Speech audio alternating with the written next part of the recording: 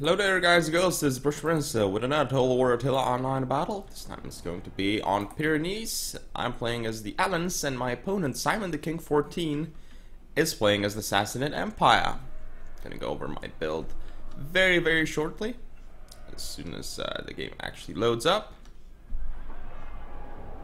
So really soon, that is.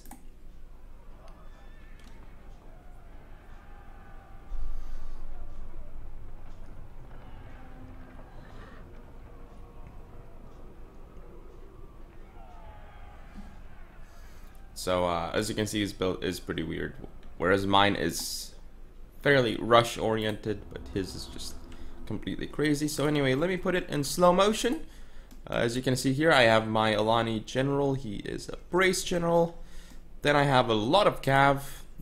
I have a bronze 1 Germanic Lancer on my right, bronze 1 Germanic Lancer on my left. These guys are fairly strong.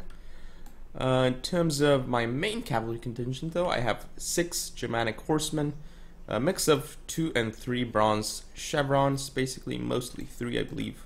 Just one of them has bronze 2. This one over here has bronze 2 apparently. The rest are all bronze 3. That Germanic Lancer, yeah, my Germanic Lancers both have bronze 1 again. And I have a main line of, let's see, I believe it is 6 Sarmatian Warband, nope, 5 Sarmatian Warband, and 1 Noble Germanic Swordsman. 2 upgrades on this one, 3 upgrades on my Sarmatian Warband, on all my Sarmatian Warband except this one has bronze 1. So, yep, let me go over my opponent's build, which, as you can see, is fairly ridiculous.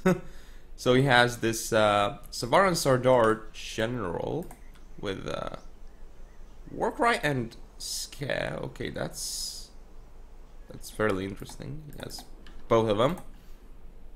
Anyway, let's see the rest of his cav. He has an Armored Indian Elephant. It's gonna be interesting to see how well it actually does.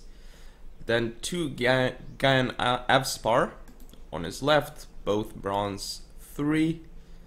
He does have, seems like another cavalry unit over here. A Pushtigban Cataphract unit, bronze 1. Up here he has 2 immortal units. No, actually a Persian Levy, bronze 1, and an immortal silver 1. Behind him, a bronze 1 Nav Thrower and a bronze 2 Armenian Slinger. So basically, that seems to be his build, which is fairly crazy. His Indian Elephants are also bronze 1.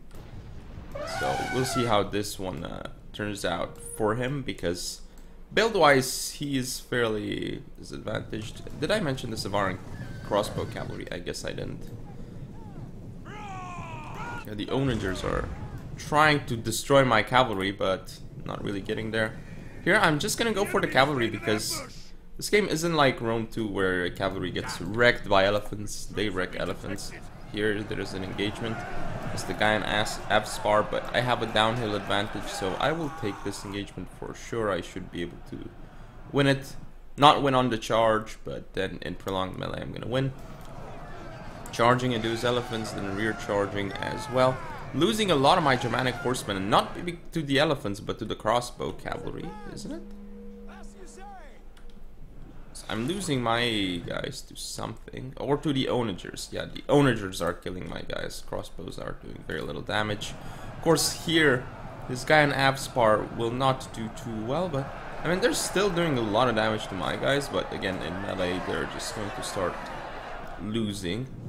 Here, my general kind of gets charged by a Lani general, and I don't get a charge bonus, so this is quite bad. Look at how many I've lost in the unit already. It's really bad for me. Here I'm going to lose my Germanic horsemen to the Indian elephants, and the Indian elephants have gotten 14 kills.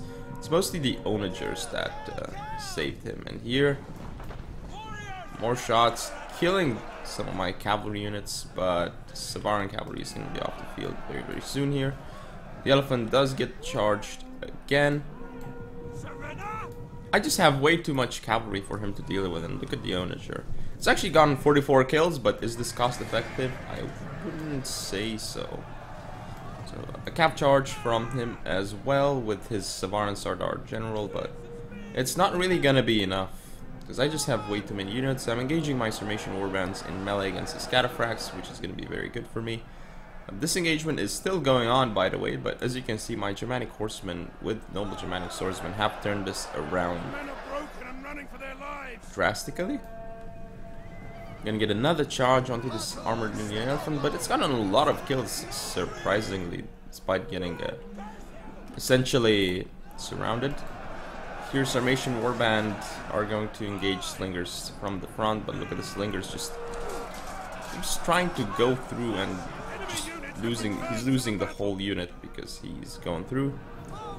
Essentially, he still has some of his units here, his Savar and Sardar.